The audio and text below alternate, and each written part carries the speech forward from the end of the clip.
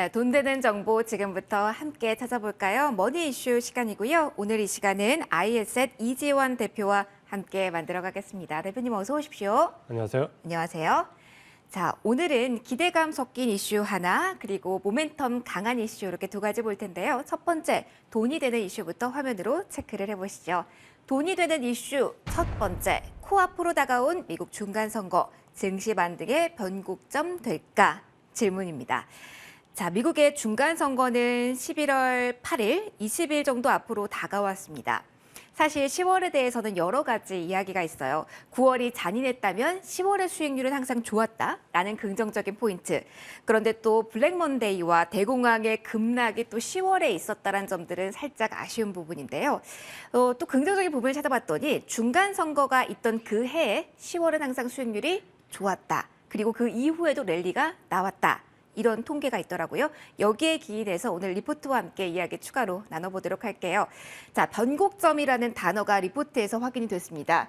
관전 포인트까지 언급을 하면서 이 통계 자료를 이야기를 하는데요.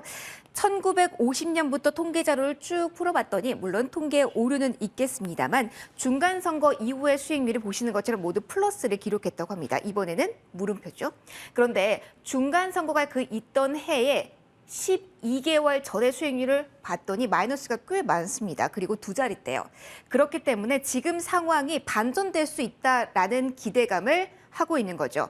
19.19%, 20% 가까운 지금 조정이었지만 그래도 나아질 수 있다는 기대감, 그게 첫 번째일 텐데요. 포인트로는 이 리포트에서 네 가지를 언급을 하고 있는데 그중 하나가 러시아, 우크라이나 전쟁, 그리고 두 번째는 금리. 이 추세가 진정될 수 있다라는 것. 사실은 지금 지지율이 민주당 쪽에서 높지 않은 상황이죠. 그러한 가운데 모든 것은 물가가 높기 때문이야. 그러니까 금리 인상 속도 빨라 이렇게 돼야지 조금 상황이 나아질 것이다 라는 기대감이 있었던 게 사실인데 중간선거 이후라면 좀 나아지지 않을까라는 이야기가 있는 게 하나입니다. 그 이후에도 그 공화당과 힘겨루기가 팽팽해질 수 있다라는 여러 가지 이야기가 나오는데 일단 오늘은 이 두 가지에 집중해서 이야기를 해보려고 합니다. 바로 대표님께 관련해서 질문을 드려볼게요. 사실 지금 지지율이 높지는 않은 상황인데 어떻게 될까요? 사실 시장이 싫어하는 이슈 중에 하나가 불확실성이기 때문에 중간선거 이후를 기대하는 목소리도 지금 서서히 나오고 있거든요.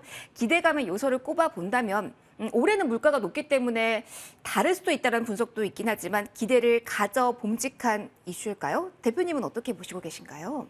일단은 한번 기대를 가져봐야 되고요. 사실 이제 시장이 굉장히 어려운 구간을 계속해서 지나오고 있기 때문에 이 부분에 대해서는 우리가 한번 기대해 볼 필요가 있습니다. 지금 현재 우리가 증시를 중심으로 글로벌 상황을 본다면 지금 현재 지난번에 FOMC에서 금리 인상을 하면서 점도표상으로 보면 11월에는 75bp를 아마 11월 2일 날 할 것이고 12월 달에 75bp를 하냐 50bp를 하느냐 이런 정도면 거의 이제 40% 중반대가 넘어가면서 중반대 정도에 이르면서 내년에 한 번 정도 더 하면 4% 중반대에서 아마 금리 인상이 마무리되지 않을까라는 어쩌면 이제 금리 인상 절정론에 지금 현재 치달아서 지금 가고 있는 국면이다. 막바지 국면이라고 봐야 되고 그렇게 본다면 지금 현재 증시에 영향을 줄 수 있는 변수를 본다면 금리 인상이 어느 정도냐라는 것은 사실 점도표상으로 거의 다 공개가 됐기 때문에 그 부분보다는 지금은 어떻게 보면 정치적 스케줄이 지난번에 말씀드린 대로 더 중요할 수 있습니다.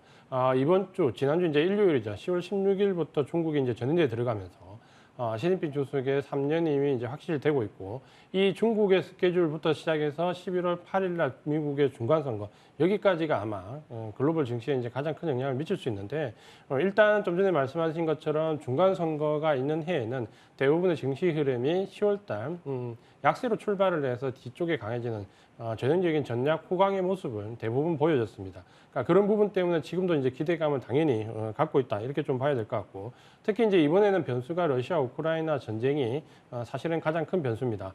전쟁이 이제 이미 시작된 지 2월 달부터 상당히 시간이 흘렀는데 지금은 이 전쟁이 이제 마무리 국면으로 들어가느냐 혹은 재확전이냐에 따라서 증시에 줄 수 있는 영향이 다르고 최근에 미국이 금리나 달러 강세와 관련되어 있는 여러 가지 이슈들 중에서는 어떻게 보면 러시아를 견제하기 위한, 중국을 견제하기 위한 부분이 상당 부분 포함되어 있기 때문에 러시아 우크라이나 전쟁이 어떻게 되느냐에 따라서 이런 기조적인 변화, 지금 현재 증시에서 가장 원하는 것은 바로 이제 FOMC 연준의 그 기조적인 변화가 좀 나왔으면 하는 부분인데, 그 부분이 이제 전쟁과 가장 큰 연관성이 있다라는 부분도 좀 보셔야 되기 때문에 이제 이런 변수들이 중간 선거를 기점으로 해서 어느 정도 윤곽이 잡힐 것이다.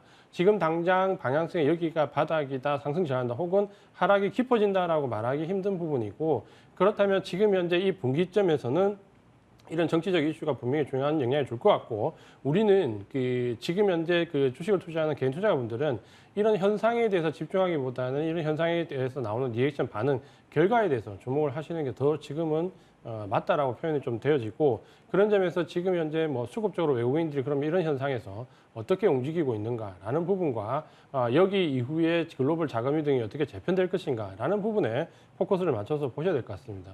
그렇다면 지금은 시장의 방향을 예단하기보다는 이런 굵직굵직한 정치적 스케줄에 따라서 나오는 리액션을 보고 언제든 내가 이제 액션을 취할 수 있는 방향으로 어떻게 보면 지금은 한번 뛰기 위한 이제 준비를 하는 과정에 있다.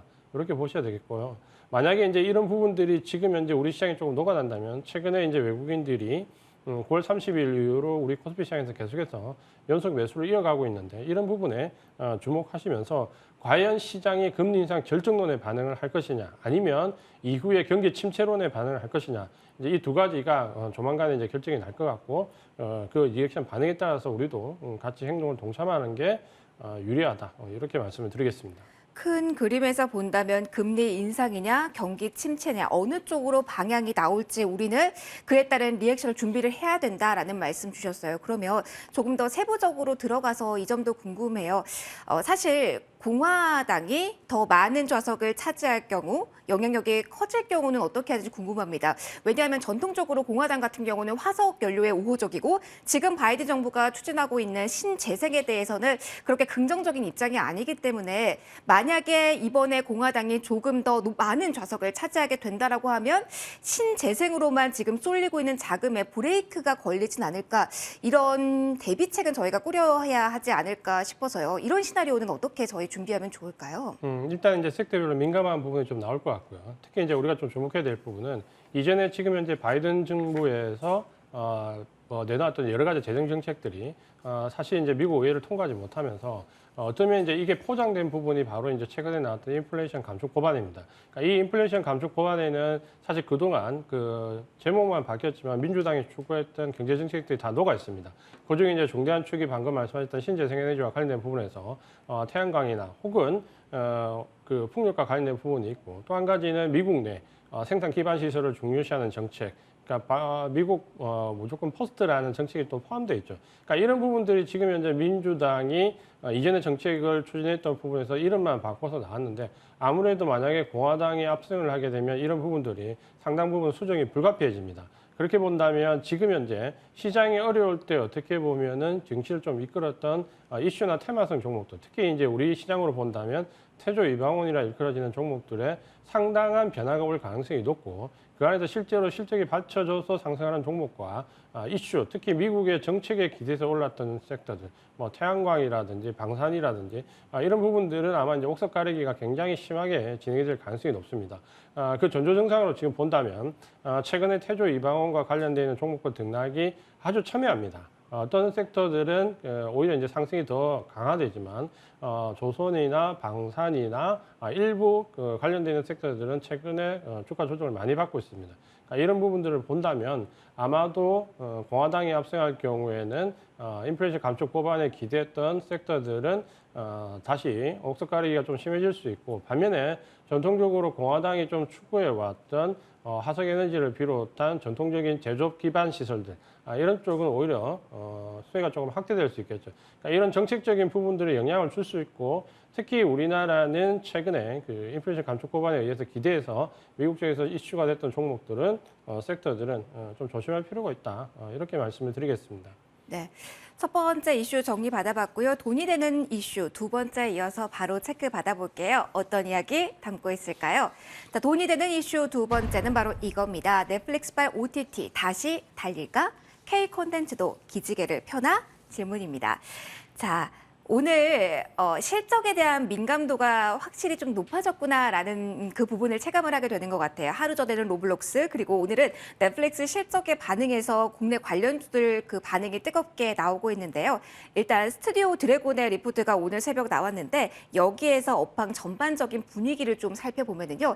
일단은 부정적인 이야기를 먼저 합니다. 계속해서 목표 주가를 하향하고 있는 리포트이기 때문일 텐데요. 전방 산업의 경쟁 심화로 매크로 불안이 제작에 대한 의구심을 발생시킨다. 그리고 전반적으로 아직까지는 불확실성이 크다. 2차 성장 잠재 포인트라고 여겨지던 것에 대한 기대감, 대표적으로 메타버스가 되겠죠. 그런 기대감이 옅어지고 있기 때문이다라고 설명을 합니다. 자, 그런데도 오늘 전반적으로 시장의 방향이 뜨겁게 나오는 것은 바로 넷플릭스가 1분기, 2분기에는 가입자 수가 증가하지 않았어요. 여기에 대해서 고민이 많았겠죠. 오히려 그렇기 때문에 더 컨텐츠 투자가 많아질 것이라는 기대감으로 국내 관련주가 움직이기도 했지만 반짝이었죠. 그런데 이번에는 3분기에 신규 가입자 수가 늘었다라는 점에 시장은 환호를 하고 있는 걸 겁니다. 오징어 게임 다음에는 우영우 효과라고 많이 이야기가 되고 있는데요. 포커스 저희가 맞추려고 하는 거는 광고 요금제. 자, 그러니까 신규 가입자 수를 더 늘리기 위해서 뭔가 액션을 더 구체적으로 취하겠다라는 거죠. 계정 공유 금지까지. 자, 광고 요금제에 조금 더 포커스를 맞춰보면 자, 질문 이렇게 대표님께 드려볼게요. 일단 매크로 환경으로 본다면 결코 우호적이지는 않습니다. 국내외 동일한 분석들이 많이 나오고 있습니다. 자, 그런데 광고 요금제 더 싸게 해서 많은 사람들이 쉽게 가입할 수 있게 문을 열어놓겠다라는 거죠.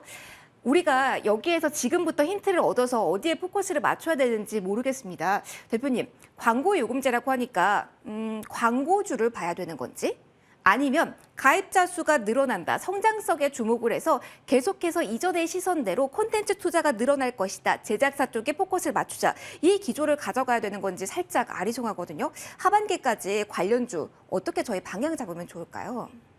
어제 이제 오늘 새벽에 시간으로 시장이 마감한 이후에 넷플릭스가 실적 발표를 했습니다. 그러니까 여기서 순가입자가 240만 명, 예상치가 한 110만 명 정도 됐으니까 2배 이상 많이 나왔죠. 사실 이제 넷플릭스가 4월 달에 급락을 했을 때는 이제 이 반대 현상이었거든요. 순가입자가 급락을 하면서 이제 급락을 했었는데, 반대로 이제 지금 예상치보다 높으면서 지금 현재 시간에서 한 13% 이상 급등을 하고 있습니다. 그러니까 이 영향을 받아서 오늘 우리 스튜디오 들어가 이제 컨텐츠 관련된 기업들이 이렇게 상승을 하고 있는데, OTT는 우리 개인 투자가분들한테 정말 이제 애증의 종목입니다. 기대감도 굉장히 컸고, 거기에 따라서 이제 상승 탄력도 한번 크게 나왔다가, 반면에 이제 코로나19 팬데믹이 끝나면서 수혜가 어느 정도 마무리됐다라는 관점에서 또 급락도 굉장히 크게 나와서 우리 개인 투자자분들은 굉장히 힘들게 했었죠. 그러면 이제 이런 굉장히 등락의 변동성이 크게 나오는데 과연 이제 우리가 어떻게 대응을 해야 되겠냐라는 부분을 좀 본다면 OTT가 일단은 우리가 예상했던 기대치가 사실은 굉장히 높았습니다. 특히 이제 플랫폼 확대 현상이 나오면서 여러 플랫폼들이 많이 생기면서 여기서 OTT가 일정 부분 큰 역할을 할 것이다라는 이제 플랫폼에 기댄 기대 심리가 워낙 컸는데 사실 이제 뚜껑을 좀 열어보니까 이 기대 심리가 사실 한풀 많이 꺾였습니다. 여기에 이제 OTT 간의 경쟁이 굉장히 치열해졌죠. 특히 이제 글로벌 시장을 놓고 넷플릭스나 디즈니도 마찬가지지만 국내에 TV나 여러 가지 OTT 업체들이 생겨나면서 사실 OTT 업체 간의 경쟁이 좀 치열해졌다라는 부분도 분명히 이제 좀 대두가 되었고요. 여기에 이제 팬데믹에 대한 기대했던 어떤 호강 효과. 우리가 팬데믹 때는 경제 활동을 하지 않으면서 집에서 OTT 시청률이 늘어났기 때문에 이 부분이 이제 굉장히 또 하나의 득이 되는데, 그러니까 이런 효과들이 사라지면서 지금 굉장히 이제 위기가 아니냐라는 부분이 나왔고, 이걸 이제 타개하기 위해서 넷플릭스에서는 요금제 개편이라는 카드를 꺼냈습니다. 그러니까 크게 이제 요금제 개편의 방향은 두 가지인데, 하나는 그동안 이제 공유 계정에 대해서 불법적인 부분은 단속을 하겠다라는 부분이고, 또 한 가지는 이제 광고를 삽입한 저가 요금제가 나왔는데, 이게 이제 당장은 신규 가입자를 모집하는데 유리한 측면일 수 있는데, 또 한 가지는 과연 이제 OTT에서 광고를 본다면 지상파와 뭐가 다를 것이냐라는 부분을 놓고 본다면 OTT의 차별화되는 부분이 또 소멸되기도 합니다. 그러니까 이런 부분에 리스크도 있기 때문에 득실을 따져야 되는데, 그렇다면 여기서 과연 이제 스튜디오 드래곤은 어떻게 될까? 사실 스튜디오 드래곤은 지금 꾸준하게 실적이 개선되고 있고 실적은 계속해서 우상향을 하고 있습니다. 다만 이제 상장 때부터 논란했던 고평가 논란이 여전히 지금은 PR이나 PBR 본다면 좀 고평가 논란이 지금 시달리고 있다라는 부분이고, 이 현재 주가 대비로 본다면 현재 성장성 성장성은 이미 주가에 어느 정도 반영이 되어 있다라는 점에서 최근 이제 레포트들이 목표가를 하향을 하고 있습니다. 다만 이제 우리가 그 기존의 스튜디오 들어가서 좀 봤던 포인트는 첫 번째는 이 스튜디오이 가지고 있는 장점이죠. 이 OTT에 대해서 콘텐츠의 경쟁이 커지고 있다는 부분. 또 한 가지는 스튜디오 드래곤은 그 다른 OTT 그 콘텐츠 업체와 다르게 유일하게 그 판권을 직접 소유하고 있습니다. 이런 부분에 대한 장점, 부분을 본다면 성장성은 여전히 있다. 그렇다면 이 성장성이 지금은 OTT 어려움에 의해서 오히려 가려져 있지만 차후에 주가의 성장 가능성이 있다는 점에서 좀 긍정적인 평가를 주고 싶습니다. 네, 알겠습니다. 스튜디오 드래곤에 대한 깔끔한 평가까지 받아봤습니다. 오늘 돈이 되는 이슈 2가지 점검 받아봤는데요. 여기서 인사드리도록 할게요. 지금까지 ISL 이지환 대표와 함께 하셨습니다. 대표님 고맙습니다. 고맙습니다.